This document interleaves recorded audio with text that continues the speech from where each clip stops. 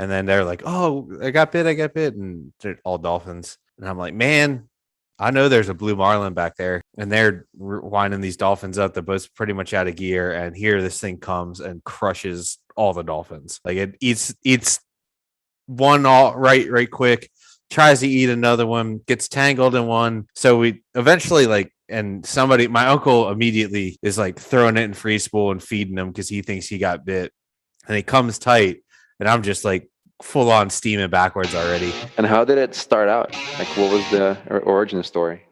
Too much alcohol. Really? Okay. Says if God wanted us to have fiberglass boats, he would have given us fiberglass trees. It's for fishermen. It's not for taking the wife and the wife's friends. I think that it's a really, really pretty bit. And then there was a blur that went by and ended up in the cockpit, as far as if I can remember correctly. Welcome back, State of Sport Fishing Podcast. I'm Nick Carullo, joined tonight with Anthony Pino with Hooked Optics and Captain of the Blood Money. No guests tonight. We're just going to be covering a few topics that's going on right now. Anthony recently just had some really good fishing, and he's going to talk us about that. So Anthony, you had 4 out of 5 on blues and a bunch of whites, some good fishing. I think you've been waiting on all year. Yeah, I mean, we had some good fishing these last couple weeks. I don't know. I guess one day, I don't know if it was we've done a podcast since, but like two weeks ago we had 20. We were 8 for 18 conservatively, but it's kind of been hit or miss. And then we had some decent fishing. One day we caught 5, and then the next day we caught 2. Or no. It was the other way around. We caught 2 out of 3, and the next day we caught 5 out of 6 and missed a blue and had a couple tunas sharked out there in 1,000 fathoms, which was fucking weird. I mean, I always knew that there was a lot of sharks, but getting one sharked out there in the middle of nowhere is crazy to me. So I don't know if it's because we've just had not great water and the sharks are kind of in it like they typically are or what. But yeah, and then kind of sat around and for like a couple weeks, had one of the owners is in Italy for the month, and the other one they had fished the weekend before, and it doesn't typically fish during the week, and we were kind of thinking about going because we were at the top end of our seasonal standings here in Ocean City. So my uncle threw together a trip.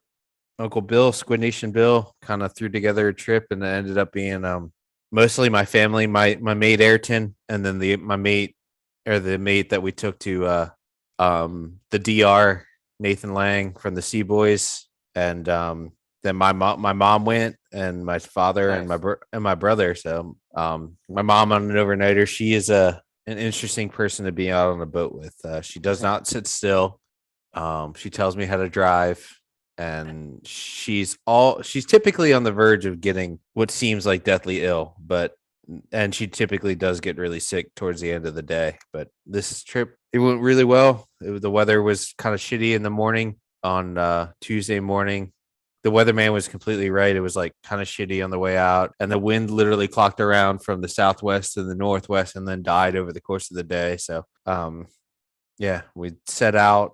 I think the numbers were 620 and the 820, which it means nothing to you, but it's like outside the Washington Canyon, just out on a temperature break. And by the time we set down the flat, we pinned down the last thing on the flat.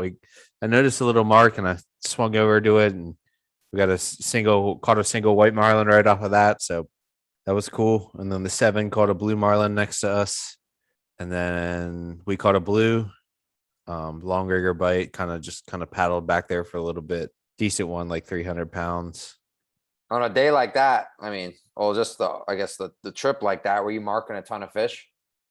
That day, yeah. I mean, not a whole lot. I feel like most of the fish that bite, sometimes I mark a lot of stuff, like a single, what looks on the sonar like something, and then you drive over it and it's like a manta ray or a shark or something that doesn't bite. I mean, I've had marlins that don't bite, but man, I would say up here, if you get close to a marlin and you pass them like properly on the correct side of them and everything like that, you're gonna get a bite. Was what I found. Like I feel like you mark them and you mark that little mark and you see the little bill coming off of it, you're getting a bite. Well, Sometimes how many of those? I mean, how many of those fish that you caught over that trip would you say you marked? Over half? The first day I marked almost every fish. I marked the first white marlin. No, the blue marlin. Actually, no. The first white I marked, but I kind of didn't know it was a marlin.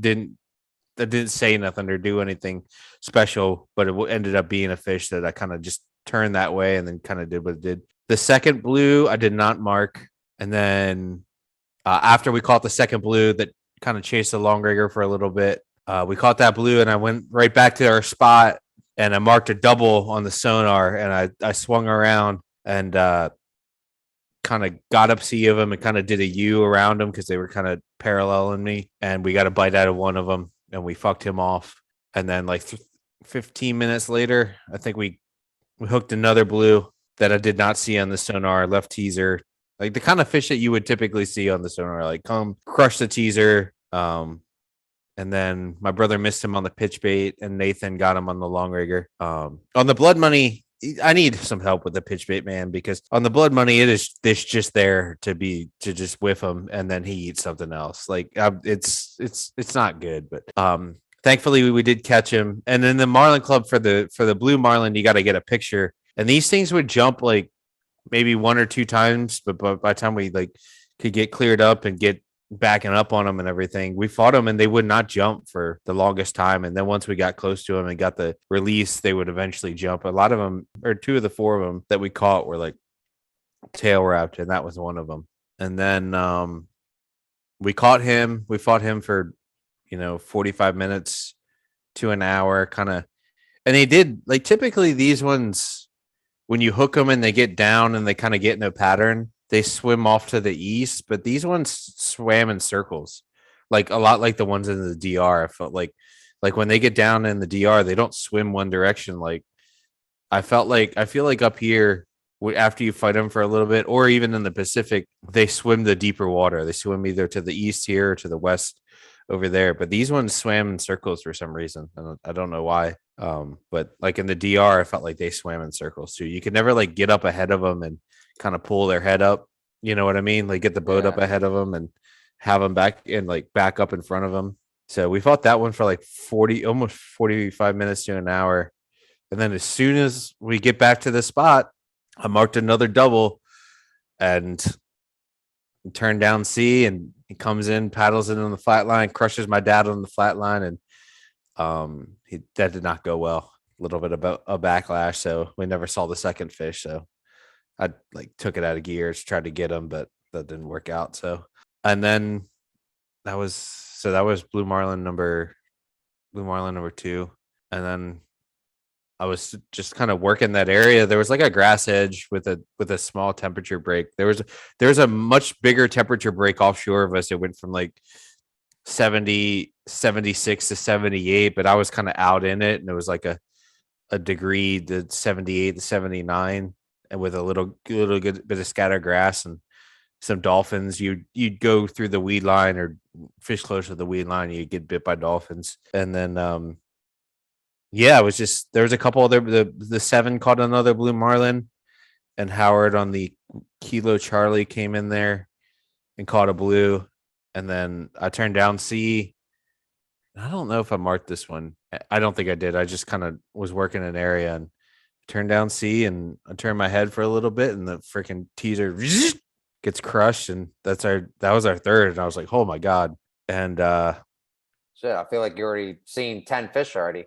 Yeah, no, I mean we've seen 6 by that point. This has been this has been our 6th right now. And this is like probably 2:30 in the afternoon now. So we fought the blues for the 2 other blues for an hour almost, and then we hooked this one. He came and ate the left teaser, and then he kind of faded it out to the right long, paddled in on the left on the right teaser, and then eventually ended up eating the long rigger, and that was a much bigger fish. Like I don't know, they all look small, like they all look giant in the like as it's happening, and then you look at the video and you're like, that's not that big, but it seemed like it was big, maybe like 400, 450. I could say it was every bit of 350, maybe 450. But we fought that one for another almost an hour, chasing them in circles, driving like a nut. It was still kind of rough. And over the third one, the weather kind of calmed down. And then we caught him after an hour. And then we set back out and get back to our spot. And I get up to the grass line again. And I go through it. And this one I did mark. I marked him. And this is a video we actually have. My mom got a good video of this whole interaction and the bite. But I marked him, and then we got jumped by a little Baylor dolphins. So these guys they're dealing with the dolphins, and I'm like, man, I got a blue marlin up here. I think it's a blue marlin because I never know what it is on the sonar. But I chased it and I marked it on the bottom machine, and I was like, that's a blue marlin.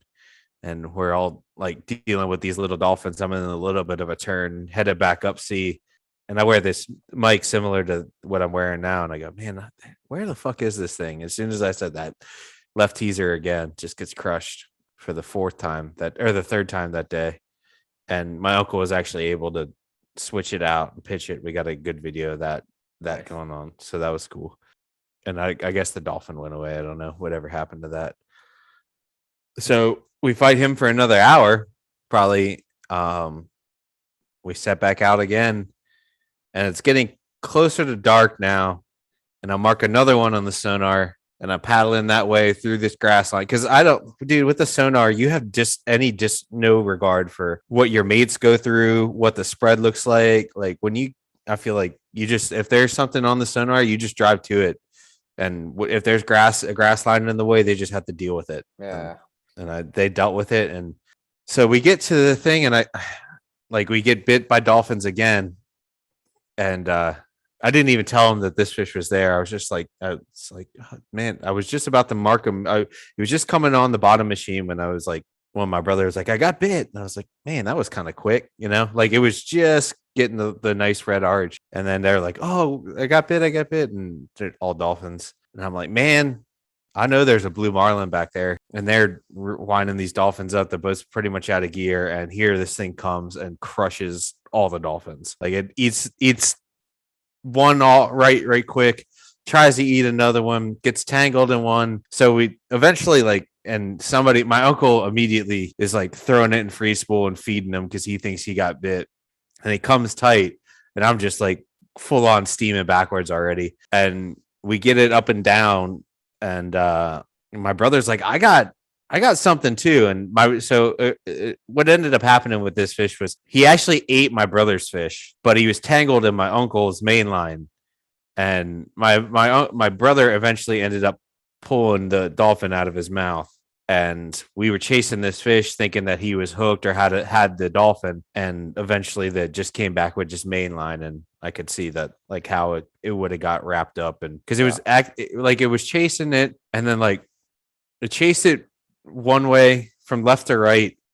All you could see was dorsal and bill out of the water and just big holes while these dolphins are flying up in the air. And then he turns around and he all you could see is the tail, what seemed like 5 or 6 feet up in the air. It's probably like 1 or 2 feet up in the air, just motoring, and is he's got his head down. And I don't know if that was because he got wrapped up or what, but that was a pretty wild interaction. So you didn't catch any whites that first day? No, we caught 3 out of three. I forgot to mention. We caught one right off the bat. Then we caught another. We got a blue. Then we caught another.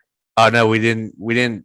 Before that, the last blue marlin, we caught 2 whites that I forgot. Still working driving through that grass edge, and I didn't mark either of them either. I was having a pretty slow sonar day actually. I feel like most of the time I mark them, but yeah, we did before the last interaction with the blue. We caught 2 whites, and then that was kind of it for the night. The sun was pretty much going down, and they were like, "Let's keep fishing." The sun went down, and I was like, "What do we? No, I'm just gonna take this thing out of gear. I'm tired. This has been incredible.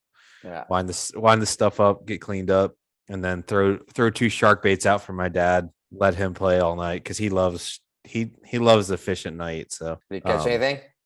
He caught 2 blue sharks, which is uncommon in 78-degree water. So yeah, I mean the water was. I think the water was. It wasn't like pretty, but it was some of the prettier water that we had been fishing in, and we had little blue runners behind the boat most of the night, and there was some weird stuff going on out there.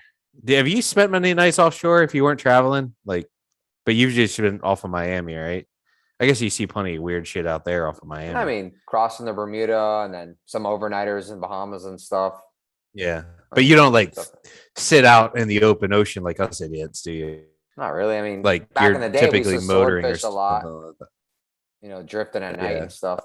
Yeah, that would be similar to that. We were drifting at night.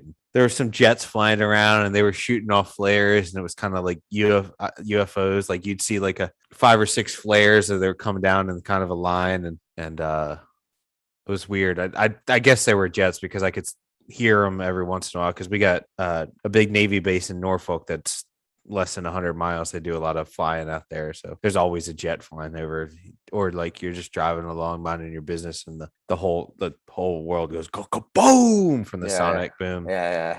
So but yeah, and then so we spent the night out there, and we drifted about 12 miles to the southeast, and kind of picked up, and I ran up to about 6 miles below, because the way the water typically moves is like a north-south fashion, and this water was definitely moving to the southeast. So I stopped like 6 miles to the southeast, and I feel like I should have just started fishing where I did, but I ran up to the north a little bit closer to my spot because I knew that there was going to be a lot more boats fishing that day, and I didn't want to not be in my spot if it was good. I figured if I was I'd go there and check it out first, and if it looked the same, then I would stay and hopefully catch something. If not, then I could start looking for the conditions that I had earlier that day or the day before. But I started fishing, set out 6 miles below, started fishing, missed one, marked one on the sonar, missed him at like 6:35 a.m. or something like that. Wheeled around, and my dad and my uncle caught a double, and then yeah, we just kind of wandered around that area. It didn't feel the second day like I'd kind of had a spot. I knew when I got back to the spot the day before, like we were going to get a bite out of something. Yeah. The next day I kind of wandered around, but there were 3 boats that saw at least 3 blue marlins there that day, and which is one boat saw 4, which is pretty good fishing for Ocean City on the blue marlin front. You know, yeah. I mean, shoot, I remember some incredible years where I'd see maybe 6 or 8 a year. You know, so yeah. And then so we caught 6 out of 9 that day, and two large tunas at the end of the day, and that was it. Saw another blue and another white. It's pretty cool. You know, that's late. Did anybody else get on them like you did? There was one boat. There was nobody that spent the 2 nights out there in the same spot. Some guys started out inshore on the canyons, and then they came out the next day. But no, I mean the DAC caught 2 whites, 2 blues, and 3 whites. Then the second day, the 7 caught the first day. The 7 caught 2 blues and 2 whites, and then the Margot's Eyes, they only caught 1 blue, but they saw 3 others. And yeah, I mean we were the fortunate ones. It helps to be there. Yeah, you know, the day before. And honestly, it's less. Everybody's like, "Oh man, overnighters suck because they're so hard on the crew." But honestly, like running back 2 hours, 2.5 hours from there, cleaning the boat, driving 10, 15 minutes back to my house, you know, talking with the lady for half an hour about the day, going to bed, waking up at 3:30 in the morning, and then driving, you know, getting to the boat and running 2 hours more, burning, you know, literally twice as much fuel. It kind of makes more sense to do it that way if you have the weather. And thankfully, I mean, the weather was beautiful. Not a cloud in the sky at night. The stars were incredible. Nice. Yeah, my dad got to catch some sharks, which was probably more excited than anything about. That's funny. So yeah, man. So that was probably our last like straight up marlin fishing trip. There's been some pretty crappy weather. You know, when a big storm that went out past Bermuda, it creates a lot of northwest wind here, and northwest is not good for anything here because it just blows stuff offshore. So So yeah, that's kind of, I would say that's it for our marlin season. Now there's a couple of boats that are going tomorrow. Hopefully they can get some bites, but it's changed up a lot since we fished. Yeah. But Think yeah, you guys man. will do any more tuna trips or anything? I hope so, because we really haven't had a good day tuna fishing. Like typically in June, early to late May, early June, we have days where you can go out there and catch 18, 20, 24 yellowfins sometimes in a morning. Yeah. But we haven't had that, and I know that there's fish up to the north, so I'm kind of thinking that. And they're mostly tunas up there. So hopefully that stuff slides down as that hurricane that's going to come bother you goes up and inshore. Like if it goes to where they're saying, it's going to give us a lot of east wind again and hopefully give us some water back. But but it's going to be pretty crappy here through the weekend. So we shall see. But it's amazing. Like after the White Marlin Open or the Mid Atlantic in early September, it's just like kind of a ghost town around the marina, Yeah. which, it's just crazy because sometimes it's some of our best fishing. Yep. So Palm Beach is going to start filling up. Yep. Everybody's headed that way. I guess I would assume there'll be a large, I know our wool's already down there, but I'm sure there'll be another migration after the storm. But yeah, man, that's pretty much it. And speaking of hurricanes, you had to deal with the first hurricane. When was that in the DR? Fiona, yeah. Couple was that? I don't even know. A couple weeks ago now. Yeah. They didn't do too bad of a number on DR, but still bad enough. I know they had some gusts up closer to 100. Yeah. But just having good guys around you too in the marina, everybody helping each other, which goes a long way, especially down there. Yeah. Big help. And what do you? You have plenty of lines. We spider web the boat in the slip. Do you put the boat put it in a bigger slip, or you leave it in that slip? We left it in our slip. Yeah. I think some boats moved it to a bigger slip, but we stayed. Spider webbed it pretty good. Put all our fenders out, and we actually put the Seakeeper on, and I think that was a huge help. That makes sense. Yeah, took the enclosure off. Obviously, took the riggers off. I think they both would have got ruined if we would have left them on. I know a couple of the boats that did leave the riggers on actually broke the riggers. So yeah, I was wondering.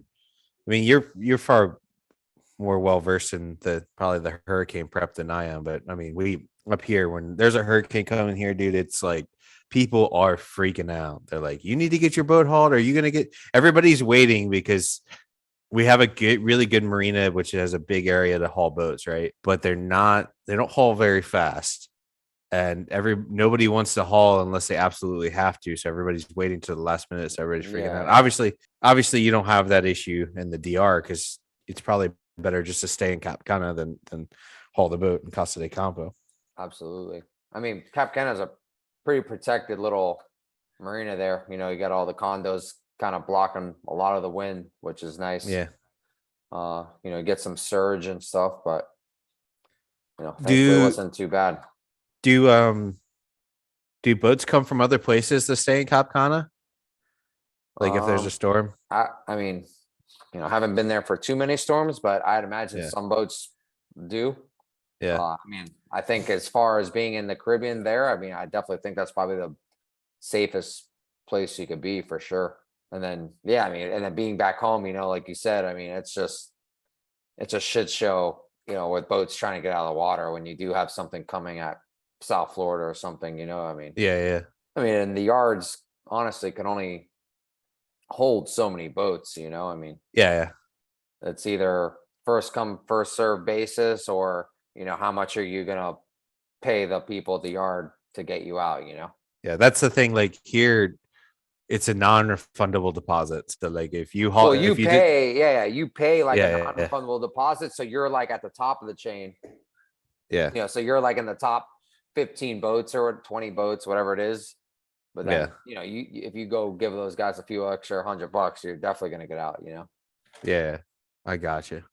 And then you said you pulled the rigger, the enclosure off, tie the boat up. Is there any special way you just add lines, or do you move the boat more forward out of the slip so it don't hit the finger pier? Or Yeah, get it away from the finger pier for sure. yeah, those finger piers are not inviting there in Cap County. No, they're not moving. That's for sure. But I mean, we loaded them up with fenders and stuff. But yeah, definitely move the boat. But yeah, I mean, no, I think for in general, every boat, I think for the most part did fine. Like I said, other than a couple of boats that left the riggers on, which I'm glad I wasn't that idiot that left them on and Yeah, ruin your it's- trip. Yeah, especially down there. Like, I think especially down there more so. Like, we get a lot of hurricanes up here at the end of the season, so we're in America, so we can get things Yeah. a little bit easier. Like, to get an outrigger to the DR is going to be a pain. Yeah. No, No, So you're that cuts your trip. You're pretty much over after that. unless you get really lucky and somebody's going to bring it down for you. And then you got to put it together, which those things are not easy to put together. Yeah, it's good.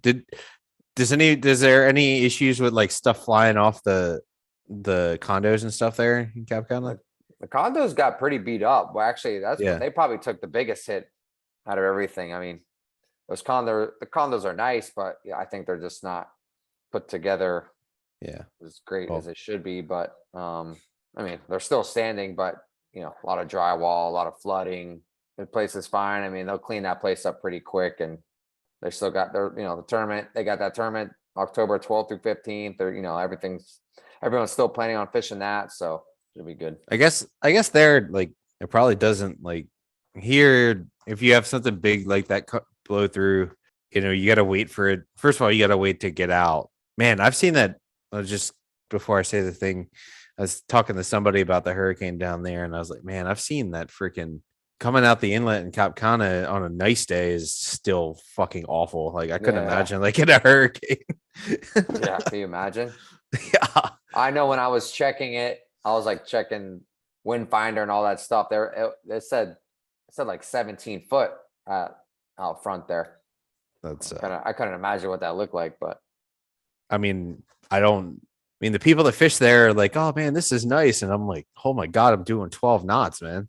yeah, You know? it's brutal. So yeah, it just seems wild. But, Yeah, and I'm actually surprised. I mean, the biggest concern I think everyone had was how many fads were going to be left. And yeah, surprisingly enough, I mean, those sound like there's still over half of what it sounded like, which wow. pretty impressive. I mean, those things they're not those Costa Rica fads, these are No, homemade. I mean, that is crazy. And then, do you think that it has any effect on the fishing? Like, have you ever heard of people like going out there, the first one out there, like, Yeah, the couple get some?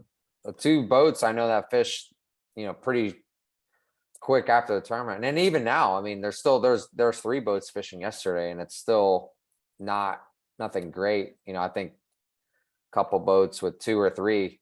Okay, so it might take some time to take a little time. I mean, I know like the first boat that went, like literally after they fished 3 days, they didn't even see a fish. I know he said he marked a bunch of bait. He said he marked some fish, but he no bites for like the first 3 days. I feel like So, you gotta like, kind of head spinning. at least, like, I feel like up here you gotta let everything settle out and get organized and let the temperature breaks kind of reshuffle so it all kind of gives you something to fish. Like, I guess in Cap Cana you don't have the fat. You got the fads, so you always have something to fish. But whether the fish find the fads and get back on the fads and the bait probably takes a little bit of time. Absolutely. But it wasn't on the moon either, right? No, we're coming up now. Yeah. If the a salty week or fair 10 days yeah. or something. If the salty fair isn't fishing, there's the moon isn't right. So that's how I know. I don't even look at the moon phase here. I just look at Instagram and say, "Oh, look, the salty fair caught 10. They must be getting close to the moon." It was funny. They that last moon, they still caught fish, but they weren't like smoking the fleet like they normally do. And everybody else in the dock's like, wow, those guys are human after all. Yeah. It's kind of, I don't know. It's good to know that people like that are human, because they do, like, you're like, man, what are they doing? And you get on their boat and they're not doing anything different, Yeah. I know. I was like, they're got to be doing something different. And I, talk Yeah. to somebody and they're like, dude, they're doing the same thing, They're probably doing less. What I've learned, like the boats that really get them, like, and I get on and fish with them or whatever, I'm like, y'all are doing less than we are. They're like, yeah, just Less drive is over more. them. Yeah. If you just drive over them, then you'll probably get bites. And then it's about not messing them up. Yeah. Well, that's the one thing they're very good at is not messing them up. Yeah. Going back to my trip, we didn't mess many up because we've been messing them up this whole summer. But that trip, I mean, we're 9 for 14 and 4 for 5. So You can't said really ask what for. the trip before that was 8 for 18 or something? Yeah, there was a trip maybe 3 weeks ago that we were 8 for 18, and we were the only ones getting bit, dude. And I was like, this is not fair to me or anybody else because they're just coming and they're just going away just fast as they're coming. Yep. Feel like we had a bunch of those days too. It happens, buddy. I just we did have some more novice anglers on the boat that day that I guess we were like, yeah, go ahead, swing. What's the worst that could happen? Yeah, Well, that was the worst that could happen is we could lose a lot of fish. yeah. But it all worked out. It was fun. But yeah, so you'll start fishing there again, and then how much longer are you there for? I don't really know. I mean, we were talking about either bringing it back after that tournament, so late October, or maybe thinking maybe do the November moon and then maybe come back after that. November moons October, November moons are typically the best, right? Yeah, I think November probably is probably the better month. I think. I mean, I know December could be really good too, and they say January could be really good too. But from what I've seen the last few years, November seemed to always be really, really good. Gotcha. How was But the heat changes? Do you have any friends there on the North Drop that are fishing there, or is anybody fishing down there? Yeah, I mean, this kid Tyler on the Mobster, he was there. He had some really good fishing, and then Corey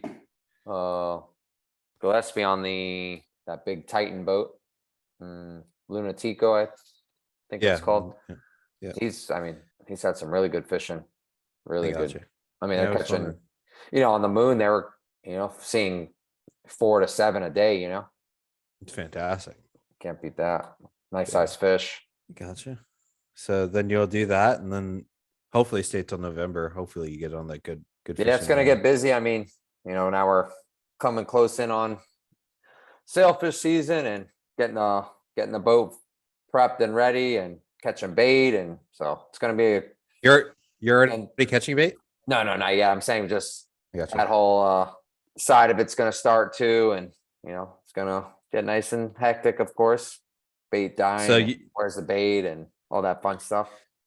So you will basically park the wire transfer for a bit, and then you'll jump on the front runner because you're jump on the front runner. That boat will be ready beginning of November, and then we have 2 tournaments. Like the end of November, first week of December. I don't know if we're doing both of them, but we'll probably do one of them, and then obviously we have holidays, and then boom, January comes, and January's hectic. Gotcha. And then will you be your crew?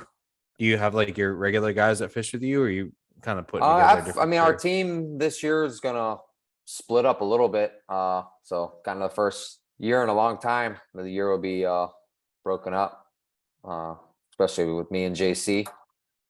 He'll be doing his thing with Contender this year, and then I'll be, I got my thing with Front Runner. So he's building a boat with them right now, and obviously building my 39 right now.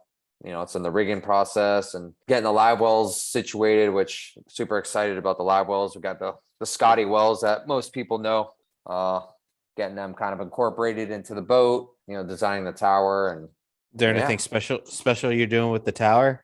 Not really. I mean, I'd say for them, it's probably a little different than something they're used to. I'm kind of trying to design it so it's just more, designed for fishing and fishability, with not so much a backrest and more of a belly band. And what about the screens on the like I feel like, I guess you guys are doing mostly, you're doing your thing. You don't really need a sonar or anything like that. But like, I mean, it's got to help like to design maybe a dash that instead of just having the one little screen that you divide into two, maybe have two big, like a dash that's can take two bigger screens. Absolutely. Like Yeah. I've always wondered. Yeah, that'd be nice that. as hell for sure. I mean, typically, yeah, most people just would have one 10, 12 inch up there, Yeah, But, I mean, I see freaking you get on 92 Viking, you go in the tower, and there's still like a 12-inch display. yeah, And I'm like, why don't you put something bigger up here, especially if it's an enclosed bridge? yeah. But I guess, I mean, for you don't really need that because you're just looking around. You don't need any electronics. You just, hey, look, there's one. Yeah. I'm in the right spot.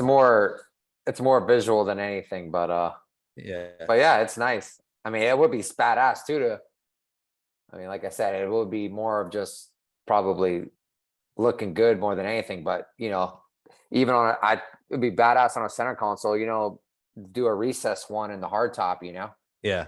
Not like it's mandatory or necessary, but that could be cool to just glance up, check your depth, kind of, have to, but temperature I've learned a couple years ago up here, temperature is super, super important.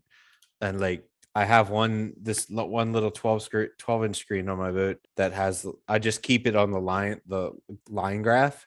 That thing has been super helpful to me. Cause like, did you see that be like, oh, 10 minutes, a minute ago, it went up a half a degree or something like that. Yeah. It's crazy how much it matters. Like, I don't know how much it matters for you, but up here, like I can do some damage on a half-degree temperature break, Yeah. Now I know Q will tell you a little temperature break is, it's crucial and makes a big difference. I wouldn't say I probably pays attention as much as he does to the temperature. I'm, like I said, I'm more looking for a grass edge or color or some sort of rep more than anything, or bait, whatever it is. But definitely doesn't hurt for sure. Yeah. Should probably, if Q's doing it, I should probably start doing it. Yeah, I mean, yeah, but that guy's he knows what he's doing. Yeah, he's like a scientist. I feel like he's been doing it for a lot longer than I have, that's for sure. Well, that's cool. And then tournament season will come and you'll be doing that. What about the live wells? Like, I know that's a big friggin' thing down there. I don't know anything about live wells. Like, yeah, I don't know if you've heard of like those wicked wells or Scotty wells, they call them. No, I haven't heard of any wells. We don't have live wells. We use you'd be appalled if we ever had to like use live bait forever on the blood money and you were on the boat. I use the saltwater washdown pump. I just click it into the well and off we go. Hey, it works, Yeah. But all right. So but you have to do, like, you guys and your bait, they have to be like, you got to send them to the gym. While they got to get on the right nutrition, and then you take them to the gym. Get them on their eating plan, Yeah. Keep them happy. So basically, there's like a bunch of Nick Carullos you threw out there that are like, they're all in great shape. They're real fucking intense and jacked up. But I start yelling at them every day. So all right. So in the bait well, what do you look for to keep your bait? Because it's typically pretty shitty when you guys fishing that nonsense you fishing down there. What's that? Say again. What do you look for in the live well when you're fishing in the nonsense weather you guys fish in? Oh, I mean, well, like I said, so this like, and most of, I'd say almost, I mean, I don't know how many, but I feel like, I mean, not so much center consoles, but as far as big boats, I mean, I'd say probably 80% of the big boats all have Scotty wells. And, he just made like a really good system with an overflow system. So you're not getting water poured all over your deck all day. It's got a really good drain system. Baits tend to just be really happy in his wells, but we've incorporated. So on the front runner, we have a sun lounger in the front of the boat. And, to get the boat to kind of still cater, because after the season, the plan is to sell the boat and, to still have that attraction where you still have the sun pad lounger, but the well, we've incorporated a big Scotty well into that lounger. So then when we're fishing, you could just take the cushion off there and, you have a nice well right into that seat there. And then, when you're not fishing, put that that pad back down and, let someone chill out while you're crossing the Bahamas or something. Gotcha. And then, yeah, we're incorporating a big kind of oval well in the transom. And then the front runner normally had 2 kind of corner wells.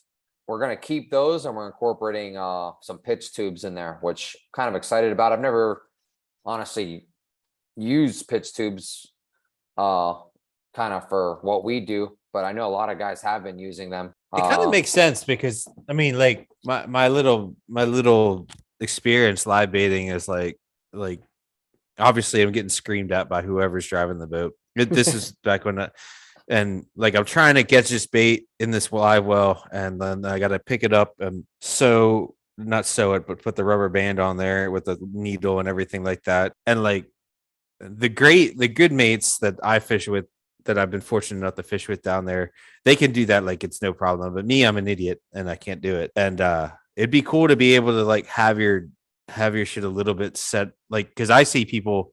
I mean, this has been 10 years since I've really done any real live baiting, but they literally needle the rubber band on there and they throw it out there. Like it takes them 5 seconds, but it'd be kind of nice for somebody like me that like you can needle it and then put it down. So then when you go to crash your kite in the ocean, at least you have your bait ready.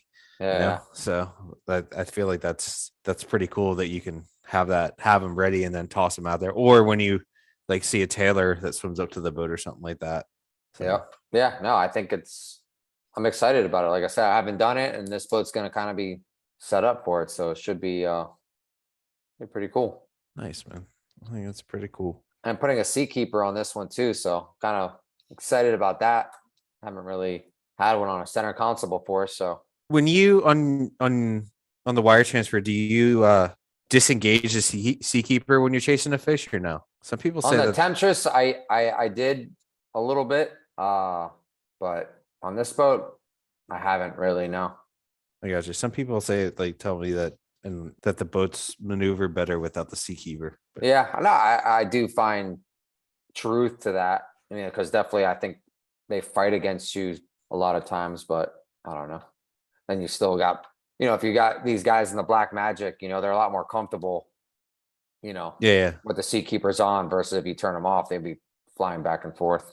So that makes sense. I just thought like, I don't know, interesting. But no, I do see, like I said, I do see a truth that the boat responds better to when they're off. I can't imagine. It's got to be better for your bait if you have a sea keeper, don't you think? They're not getting thrown around as much. Absolutely. I mean, I think for any type of fishing, really, riggers aren't slapping up and down. Yeah, and like just again in the nonsense weather that you guys fish in, it's just a little nicer to not rock, like especially you in the tower. I assume your tower is not going to be like one that you stand on the dash, like it's going to be tall. Yeah, I mean, obviously it'll be a small gap tower, nothing too excessive, but yeah, pretty excited.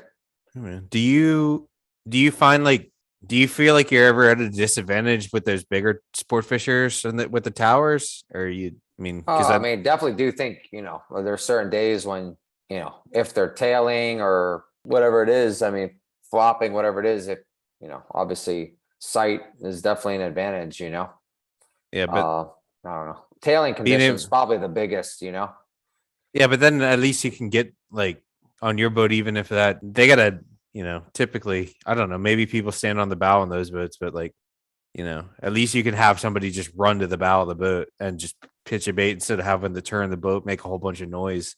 Yeah. Can't imagine that helps. I find that interesting. I've always wondered. It seems like if there's a place that you can really compete on a center console, it would be in that South Florida sail fishing, Yeah, absolutely. I mean, I probably really, I wouldn't want to fish in a center console other than kite fishing.